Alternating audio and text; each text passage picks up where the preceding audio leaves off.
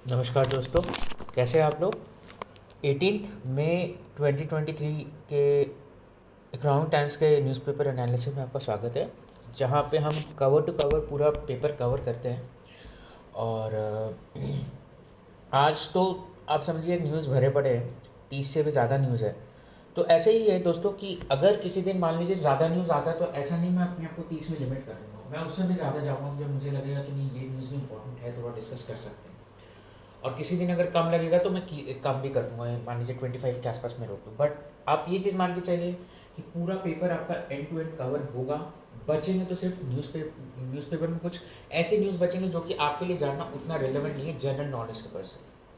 But हाँ, अगर आपके पॉलिटिकल व्यू पॉइंट रहते हैं, पॉलिटिक्स में आपको इंटरेस्ट है, तो वो फिर आप थोड़ा वो अपनी तरफ से पढ़ सकते हैं। बाकी मार्केट रिलेटेड या इकोनॉमी रिलेटेड, जियो पॉलिटिक्स रिलेटेड, जियो पॉलिटिक्स डेवलपमेंट रिलेटेड आपको कोई चीज़ की टेंशन नहीं रहेगी, क्योंकि आपको पूरा पेपर कवर हो जाएगा। चलिए स्टार्ट करते हैं फिर। पहला न्यूज़ जैसे कि हम एक्सपेक्ट कर ही रहे थे, SEBI gets till August 14 to submit probe report. तो आप ये चीज़ समझिए कि भाई सेबी ने काफ़ी हद तक उनको मांगा था सुप्रीम कोर्ट को टाइम कि भाई हमें थोड़ा प्रोब करने का टाइम दिया जाए।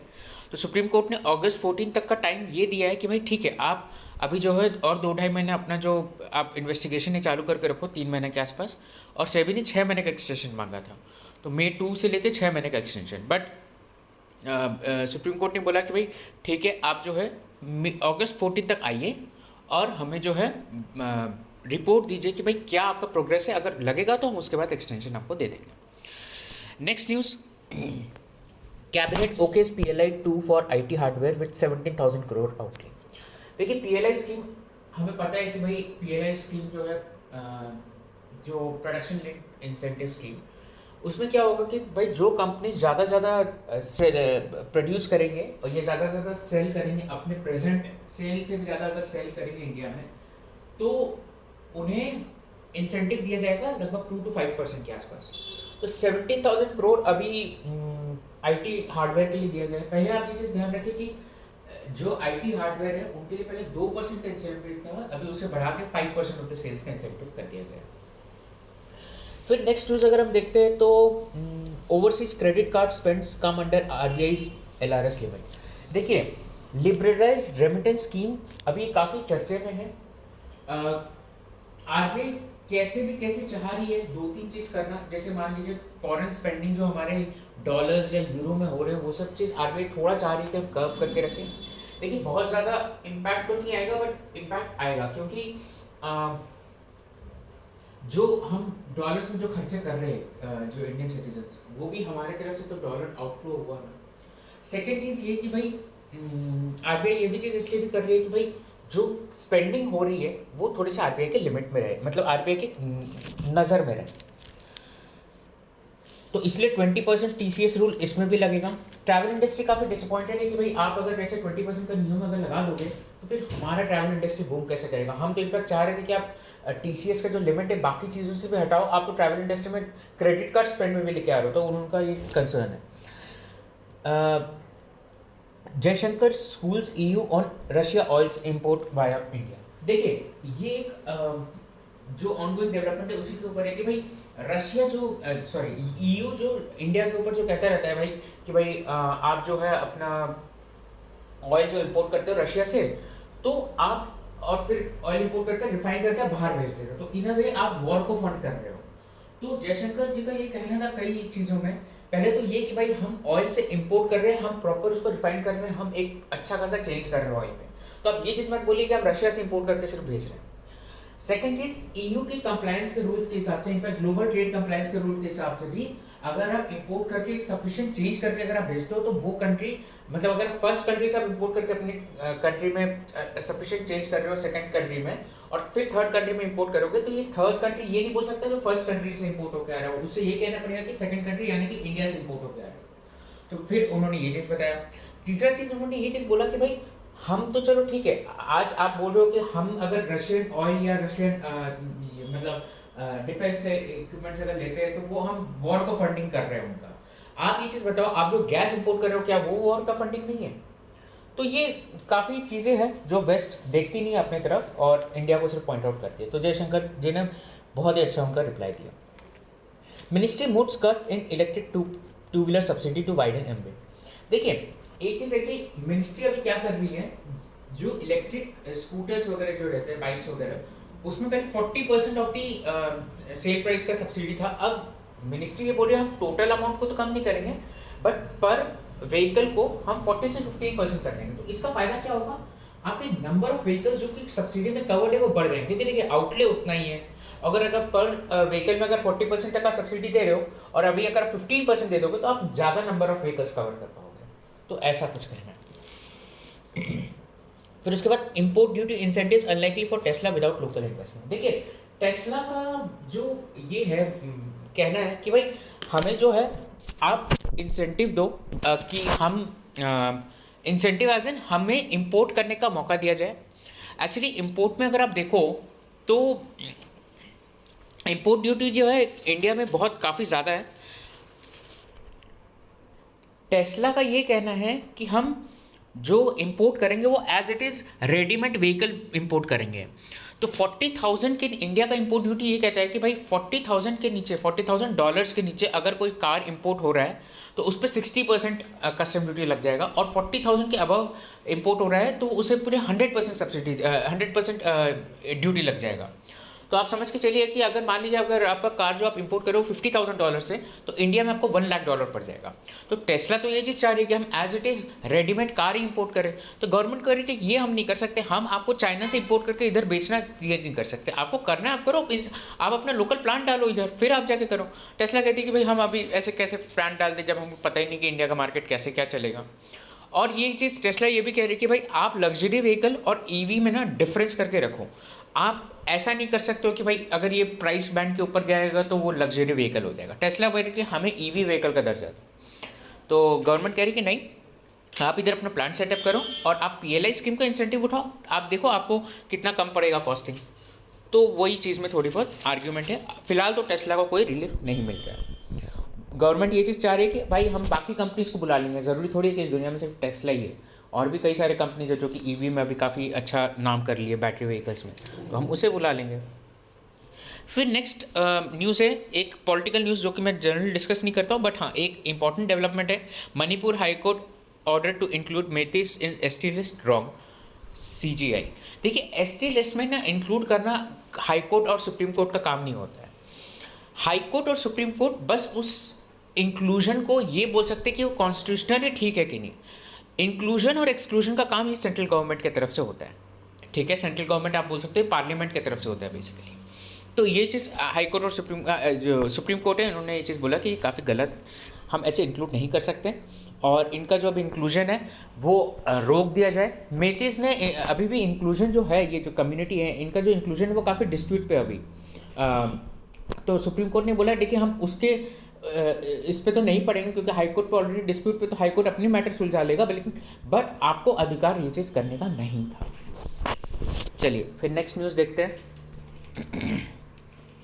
Sydney quad summit two cancelled after Biden pools out. देखिए बाइडेन ने ऐसा नहीं कि गुस्से से किया, उनके अभी खुद की इकोनॉमी की हालत ख़राब है।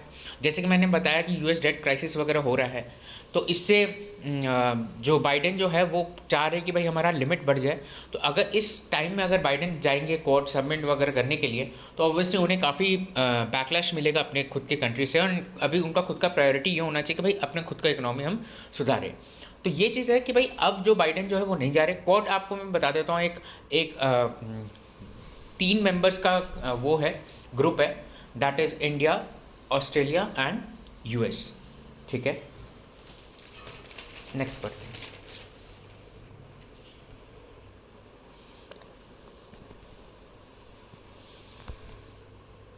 नेक्स्ट भी वही पॉलिटिकल डेवलपमेंट है। बीजेपी रेडीज ये BJP moves high court NIA for cracker factory blast all those things. ये काफ़ी पॉलिटिकल न्यूज़ है जो कि हम डिस्कस नहीं करेंगे क्योंकि काफ़ी इंपॉर्टेंट न्यूज़ है हमें आज के लिए डिस्कस करने के लिए। Next news, consumers will get the benefit of falling prices. देखिए हम अक्सर सुनते हैं कि भाई जब प्राइस हाइक हो जाता है तो कंज्यूमर्स को जो है मतलब एक्स्ट्रा चार्ज किया जाता है, बट अगर प्राइस कम हो जाता है तो कंज्यूमर से कम नहीं चार्ज किया जाता।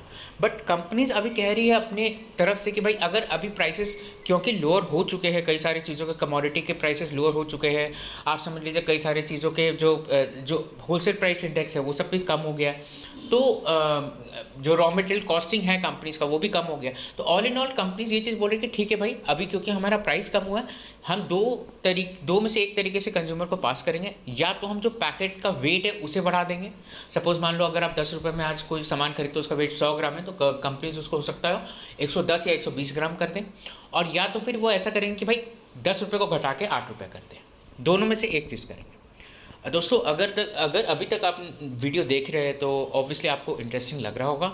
प्लीज़ मेरा ये आप सभी से एक रिक्वेस्ट है कि वीडियो पे लाइक और सब्सक्राइब ज़रूर करें चैनल को, क्योंकि अच्छा लगता है जब थोड़े बहुत सब्सक्रिप्शन बढ़ते हैं तो थोड़ा मोटिवेशन लगता है। मुझे पता है कि अभी इवेंचुअली आप सब सपोर्ट करोगे मुझे, तो अगर अभी तक अगर आप वीडियो देख रहे हो तो मुझे पता है आपको वीडियो पसंद आ रहा होगा, तभी आप देख रहे हो। तो प्लीज़ कमेंट करके बताइए मुझे अगर कोई सजेशन भी अगर है, और सब्सक्राइब करना ना भूलें। तो चलिए आगे बढ़ते हैं। Hiring of temporary staff WhatsApp एमिड rising temperature. ये एक छोटा सा न्यूज़ है कि भाई अभी जो इंडिया में इतने हीट वेव्स आ रहे हैं, इतना टेम्परेचर बढ़ रहा है, तो कई सारे कंपनीज जो उनका जो प्रोडक्ट है जो कि हीट रिलेटेड है, सपोज मान लीजिए एसी है या कूलर है, तो उन लोग उसमें प्रोडक्ट जो अपने जो एम्प्लॉयज़ है वो बढ़ा रहे हैं, सो दैट हम बाकी ज़्यादा मार्केट को केटर कर पाए, अपने प्रोडक्शन कैपेसिटी बढ़ा रहे। Pharma companies ask government to exempt cheap rules from price control. देखिए फार्मा कंपनीज चाह रहे हैं कि भाई एक तो जो ट्रेड मार्जिन रैशनलाइजेशन वाला चीज़ है जो कि गवर्नमेंट की तरफ से लाया गया कि भाई आप एक प्रोडक्ट का बहुत ज़्यादा चार्ज नहीं कर सकते हो। आप जैसे मान लीजिए ट्रेड मार्जिन रैशनलाइजेशन क्या होता है, एक जो ड्रग है उसका होलसेल मतलब उसका जो रिटेल प्राइस वर्सेस उसका एमआरपी। रिटेल प्राइस मतलब जिस कंपनी को ट्रेडर वो बोल लो आप, जो हम ट्रेडर को जिस पे बेच रहे हैं, और ट्रेडर फिर आगे वाला जो एमआरपी जो कंज्यूमर्स को बेच रहा है, उसमें बहुत ज़्यादा डिफरेंस नहीं होना चाहिए। तो गवर्नमेंट ये चीज़ चाह रही है कि भाई उसे थोड़ा रैशनलाइज करना पड़ेगा आपको।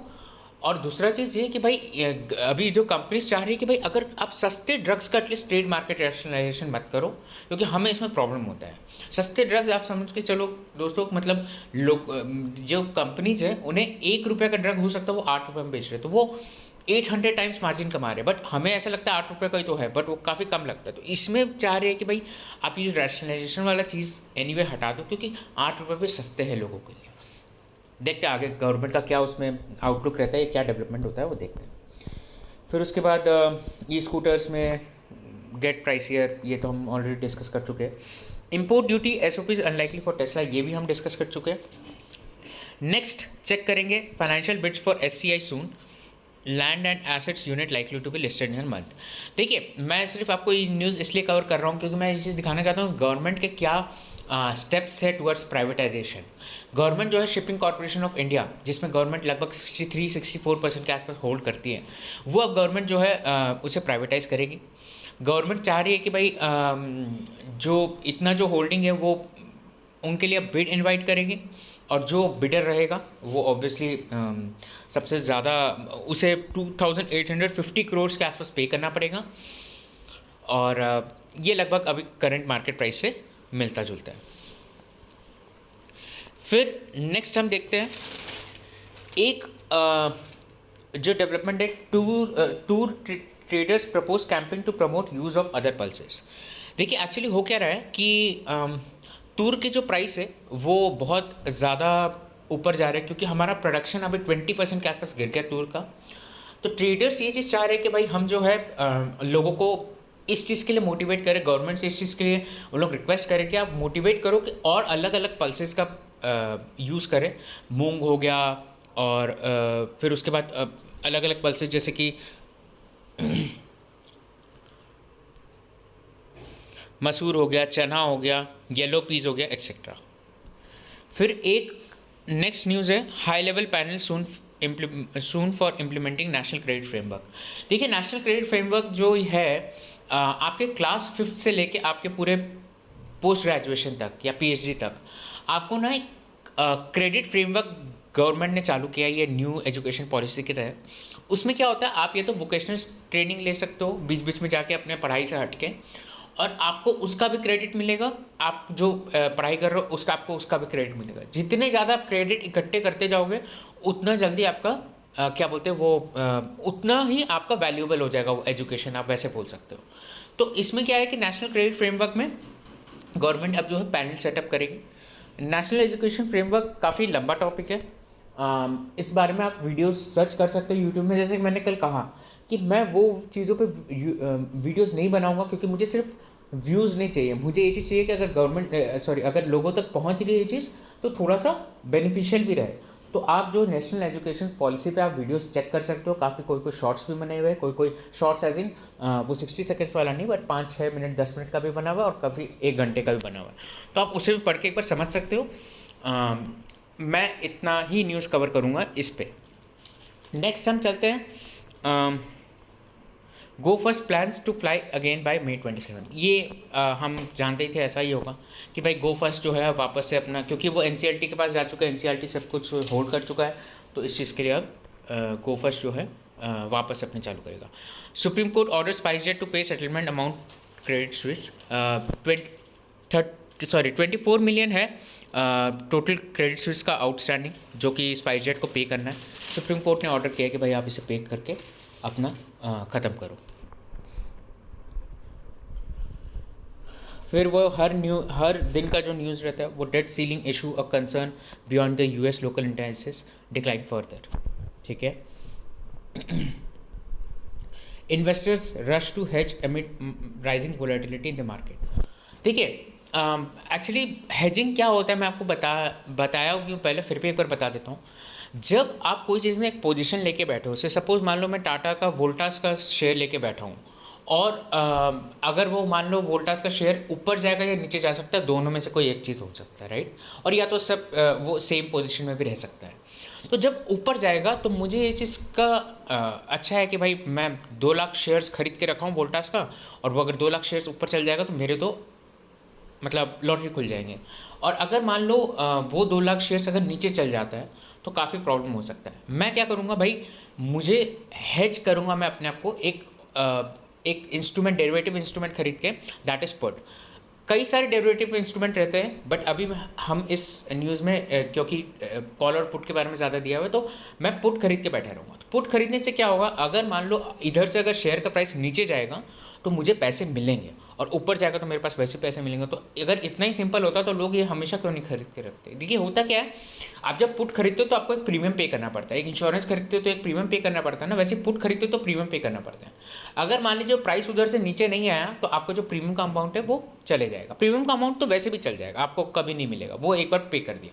अब वो एक्सरसाइज करते हो कि नहीं वो डिपेंड करता है प्राइस नीचे जा रहा है कि ऊपर जा रहा है। अगर ऊपर जा रहा है तो आप ऑब्वियसली एक्सरसाइज नहीं करोगे, आपको तो फायदे एज इन वो आपके ऑप्शन पर से वो पैसा चले गया। हाँ, आपने क्योंकि शेयर्स खरीद के रखा था तो वो ऊपर जाने से आपको फ़ायदा मिल गया। तो ऐसे कई सारे डेरिवेटिव इंस्ट्रूमेंट्स रहते हैं। और सिमिलरली पुट भी ऐसा है कि कॉल भी ऐसा है कि अगर आप आपका ऊपर जाएगा तो आपको फ़ायदा मिलेगा, नीचे जाएगा तो आपको नुकसान हो जाएगा या आपका प्रीमियम का अमाउंट चले जाएगा। ऑप्शन राइटिंग, ऑप्शन सेलिंग, कई सारे कॉन्सेप्ट्स होते हैं। तो अभी फ़िलहाल इसमें तो इतना ही मैं कवर कर पाऊँगा क्योंकि ये काफ़ी फिर नहीं तो लंबा न्यूज़ हो जाएगा। फिर उसके बाद parents of FPIs to be considered as legal entity. Actually ये डेवलपमेंट काफ़ी अच्छा डेवलपमेंट है। मैं इसलिए अच्छा बोल रहा हूँ क्योंकि इससे क्या हो रहा है कि जो पेरेंट एंटिटीज़ रहते हैं, जो companies as an FPI registered है इंडिया में, और उनके जो पेरेंट एंटिटीज़ रहते हैं वो क्या रहते हैं कि भाई कवर्ड नहीं रहते हैं। FPI अपने आप को खुद रजिस्टर कर लेता है बट अपना पेरेंट एंटिटी को रजिस्टर नहीं करता। इससे ये पता नहीं चल पाता कि एक्चुअली इन्वेस्टर कौन है। तो गवर्नमेंट ने ये चीज़ बोला है कि भाई अब जो भी है, अब FPI जो है अपने पेरेंट एंटिटीज़ को भी इंडियन मार्केट में रजिस्टर करेगी और उनके थ्रू मतलब उनके नाम पे ही फिर इन्वेस्टमेंट रहेगा। ऐसा नहीं कि अगर आप अपने कोई कंपनी हो उसने अपना सब्सिडरी खोला और अपने आप को रजिस्टर कर लिया, ऐसा नहीं हो सकता। और ये क्या होगा कि कई सारे इन्वेस्टमेंट्स जो कि वैसे मार्केट से आ रहे हैं जिससे हम अलाउ नहीं कर रहे डायरेक्टली इन्वेस्टमेंट आना, तो उसका भी पता चल जाएगा। इससे ये चीज़ होगा कि KYC रिक्वायरमेंट वगैरह जो रहेगा सेबी का उससे कंप्लाई होगा वगैरह वगैरह। थोड़ा न्यूज़ में डिटेल में दिया। कंपनी स्पेसिफिक मैं न्यूज़ कवर करता नहीं हूँ, बट एक बहुत अच्छा न्यूज़ है। Wipro buyback offers arbitrage opportunities to earn up to 30%। देखिए, एक्चुअली विप्रो ये चीज़ कह रहा है कि भाई हम बायबैक लेके आएंगे, तो ये ना एक बहुत अच्छा अपॉर्चुनिटी है लोगों के पास जिनके पास विप्रो का शेयर्स है। एक्चुअली अभी के अगर आप शेयर प्राइस में देखो वर्सेस बायबैक प्राइस अगर आप देखो, तो 15% के आसपास का डिफरेंस है। और इसमें फिर इन्होंने सिनेरियो दिया है कि भाई कैसे कैसे बायबैक होता है, तो हमें फ़ायदा हो सकता है अगर हम अपना शेयर्स को बेचेंगे, तो मतलब शेयर्स को अगर रखेंगे तो इन्होंने ये चीज़ बोला है, जैसे कि मान लो एक्सेप्टेंस रेशियो अगर 85% रहता है, तो फिर total return on investment, that is अगर आप होल्ड करके रखते हो तो आपका 13% का इन्वेस्टमेंट का रिटर्न हो जाएगा। टोटल एक्सेप्टेंस रेशियो अगर 25% रहता है तो आपका 3.74% का रिटर्न हो जाएगा। तो मेरा ये सजेशन है, आप ऐसे कर सकते हो, अगर आपके पास विप्रो का शेयर्स है तो आप विप्रो का शेयर के बायबैक के लिए भी लगा दो, और आप खुद के पास मतलब जो विप्रो का शेयर है मतलब इसलिए बायबैक के लिए लगा दो। आपको वेट एंड वॉच करना पड़ेगा कि प्राइस किस हिसाब से डेवलप हो रहा है। अगर मान लो विप्रो का प्राइस और गिर जाता है तो आपको अगर बायबैक के लिए लगाओ तो फ़ायदा होगा। अगर मान लो इधर से विप्रो का प्राइस बायबैक का टाइम खत्म होते तक अगर विप्रो का प्राइस बढ़ जाता है तो फिर आप मतलब आपको फिर नुकसान हो जाएगा। मान लीजिए ये बढ़ के इतना हो जाता है कि भाई फिर आपका जो बायबैक का जो अमाउंट है वो ऑलमोस्ट इक्विवेलेंट हो जाता है, तो फिर आपका 0% रिटर्न हो जाएगा।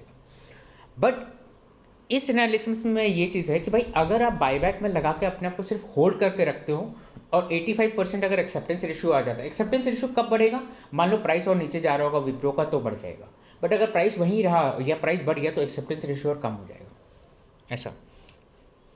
तो अगर आपको ये चीज़ नहीं समझ में आया तो प्लीज़ आप मुझे कमेंट करिए, मैं इसे डिटेल में समझा सकता हूँ वहाँ पे आपको। बाकी अगर आप वापस से रिवाइंड करके सुनोगे तो आपको समझ आ जाएगा। विप्रो के इन्वेस्टर्स के लिए काफ़ी अच्छा न्यूज़ है वैसे। फिर उसके बाद नेक्स्ट न्यूज़ हम जाते हैं, ELSS में lose edge over new tax regime. देखिए एक्चुअली एक बहुत ही आपको पता होगा कि बहुत अच्छा डेवलपमेंट हुआ था हमारे 2021 के टैक्स रेजिम में, सॉरी बजट में, कि भाई 2 टैक्स के रेजिम आ गए थे, एक ओल्ड और एक न्यू। ओल्ड में क्या होता है ना कि आपको जो सेक्शन 80 या चैप्टर 60 के जो डिडक्शन मिलते हैं वो आपको मिल जाएंगे, जो आपको पहले मिल चलता था। ओल्ड में तो पहले वही होता है। अब न्यू में क्या बोलता है गवर्नमेंट, हम आपको टैक्स के स्लैब्स का जो बेनिफिट है, मतलब अगर मान लो जो टैक्स के जो स्लैब्स है वो ज़्यादा बेनिफिशियल रहेंगे आपको, क्योंकि उसमें ग्रेजुअली इंक्रीज होता है टैक्स का परसेंटेज, बट आपको हम चैप्टर 6 का डिडक्शन नहीं देंगे। तो इन्वेस्टर्स ये चीज़ कर रहे हैं कि ठीक है बॉस आप मत दो हमें, क्योंकि वैसे भी जो आपके इन्वेस्टमेंट्स के जो चैप्टर 6 के जो इन्वेस्टमेंट्स रहते हैं ना, उसमें काफ़ी कम फ़ायदा हो रहा है हमें। हम इससे अच्छा तो आप मत दो हमें, इससे अच्छा तो हम खुद का इन्वेस्टमेंट डाल देंगे कहीं पे और हम खुद उससे ज़्यादा रिटर्न कमा लेंगे, इवन इफ आई पे टैक्स ऑन दैट मनी। ठीक है, तो ये इस बार में एक आर्टिकल भी था परसों या तरसों इकोनॉमिक टाइम्स में कि भाई लोगों को अब इंटरेस्ट नहीं है अपने चैप्टर 6 का डिडक्शन। लोग ये चीज़ बोलते हैं भाई हम क्यों अपना पैसा सिर्फ एक टैक्स से बचाने के लिए हम क्यों पैसा ऐसा जगह डालें जहाँ पे हमको साल भर में 6-7% रिटर्न मिल रहा है, हम क्यों ना ऐसा पैसा जगह डालें जहाँ पे हमें 12-15% तक रिटर्न मिल सकता है। तो एक छोटा सा न्यूज़ है। Higher F&B revenue of little help to multiplexes if movies fall. देखिए ये मैंने न्यूज़ इसलिए भी कवर किया है कि हम लोग जब चाहते हैं कि मूवी टिकट्स अगर मान लीजिए हम देखते हैं कि भाई 300 का मूवी टिकट है या 500 का है या 1000 का भी होता है कभी कभी, तो मूवी टिकट्स में जितना भी आप प्राइस चेक करते हो ना, आप उसका लगभग 1.5 टाइम्स कर दिया करिए आपका एक्सपेंसेस मूवी का जाने का। क्योंकि हम जब जाते हैं तो हम नॉर्मली अंदर से वो पॉपकॉर्न वगैरह खरीदते हैं और कोल्ड ड्रिंक वगैरह लेते हैं। तो कंपनीज भी इनफैक्ट ये चीज़ करती है। देखिए मूवी का टिकट का प्राइस लगभग 3000 के आसपास है, और उसके ऊपर से फिर फूड एंड बेवरेजेस का जो एक्सपेंसेस रहता है लगभग 1500 के आसपास है। तो आप ऑलमोस्ट 1.5 टाइम्स अगर करेंगे तो इनफैक्ट उससे भी ज़्यादा ही हो जाता है, बट हाँ 1.5 टाइम्स भी अगर आप करेंगे तो आपका वो एक्चुअल कॉस्टिंग पड़ता है जाने का। मतलब अगर कल को अगर आप मूवी जाओगे 500 रुपये का टिकट है तो आप ये से समझना मेरा 750 रुपये लग रहा है। ठीक है, वो बात अलग है कि आप एकदम अंदर जाके कुछ ना खाओ तो वो बात अलग है, बट जनरली हम खा ही लेते हैं। फिर उसके बाद Indian spend 6.1 trillion minutes on online videos. देखिए इंडियंस आपको पता है काफ़ी 5G एकदम बढ़ रहे हैं, मतलब हर नेटवर्क का 5G इतना स्ट्रांग हो गया है और कंपनी जो है 5G रोल आउट करने में काफ़ी इंटरेस्टेड है। इससे क्या हो रहा है ना, स्ट्रीमिंग बहुत ज़्यादा हो रहा है।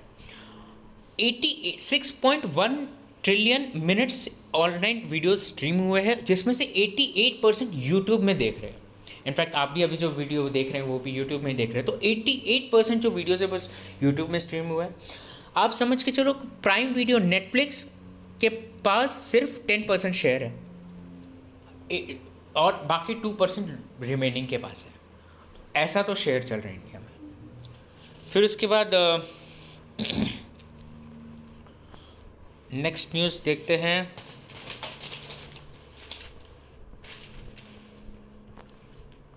एडिटोरियल में स्किप कर रहा हूँ दोस्तों। नेक्स्ट न्यूज़ अगर हम देखें तो Wall Street's biggest banks face a harsh reality check in China. Actually क्या हो रहा है कि जो बड़े बड़े कंपनीज जैसे गोल्डमैन हो गया, मॉर्गन स्टैनली हो गया, ये कह रहे थे कि भाई हम अपना जो मेन सेटअप जो है वो चाइना में डालना चालू करेंगे, because China is number 2 in the economy, ये है वो है। अब ये लोग थोड़ा सा बैकआउट कर रहे हैं, क्योंकि इनको ऐसा लग रहा है कि चाइना में जो ईज़ ऑफ डूइंग बिजनेस है वो धीरे धीरे कम होते जा रहा है। गवर्नमेंट रेगुलेटेड एंटिटीज़, गवर्नमेंट काफ़ी ज़्यादा रेगुलेट करे एंटिटीज़, और इंस्टेबिलिटी थोड़ा बढ़ते जा रहा है। एज इन ऐसा नहीं कि प्रेसिडेंट कौन रहेगा उसका, तो स्टेबिलिटी आई थिंक जब तक उनके प्रेसिडेंट है तब तक वो प्रेसिडेंट ही रहेंगे, मतलब जब तक वो है जब तक वो प्रेसिडेंट ही रहेंगे, शी जिनपिंग। बट ऐसा है कि लोगों का जो बिजनेस और गवर्नमेंट का जो वो है ना कोऑर्डिनेशन, वो कम होते जा रहा है। गवर्नमेंट काफ़ी चीज़ें इम्पोज कर रही है, तो ऐसे ईज ऑफ डूइंग बिजनेस कम होते जा रहा है। EU customs reform to target online sellers like Amazon, Alibaba. देखिए ये एक डेवलपमेंट जो है वो EU ने अपने रेगुलेशंस में लेके आया है कि भाई क्या हो क्या रहा है कि भाई जो आप जो ऑनलाइन सेलर्स जो अलीबाबा और अमेजॉन वगैरह जो बेचते हैं पार्सल, वो EU में अगर आती है पार्सल, तो EU का कहना है कि हम उसमें प्रॉपर कस्टम ड्यूटी चार्ज करेंगे। पहले एक कुछ अमाउंट रहता था कि सपोज मान लीजिए अगर आपका पार्सल $60 से कम है, $50 से, €50 से कम है सॉरी, तो आपका जो पार्सल है उसमें ड्यूटी नहीं लगेगा। तो लोग क्या करते थे कि भाई हाँ ज़बरदस्ती अपना जो पार्सल है उसका प्राइस को कम करके भेज देते थे, और इसलिए ताकि वो ड्यूटी स्किप कर जाए। लेकिन अब वैसा नहीं होगा, ठीक है।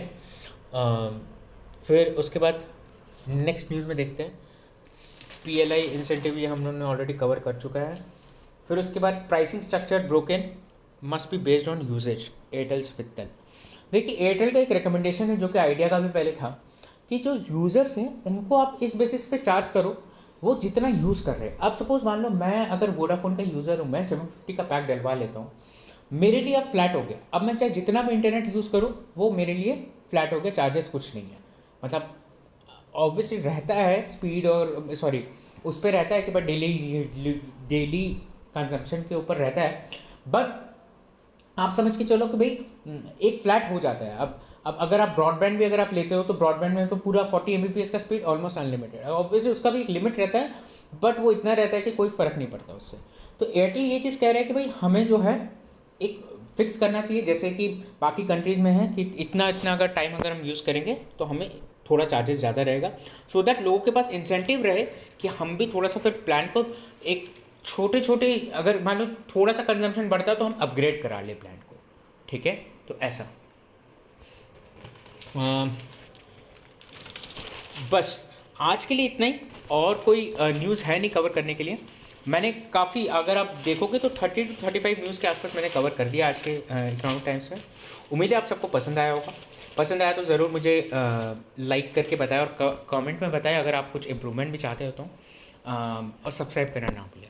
चलिए, have a nice day, bye.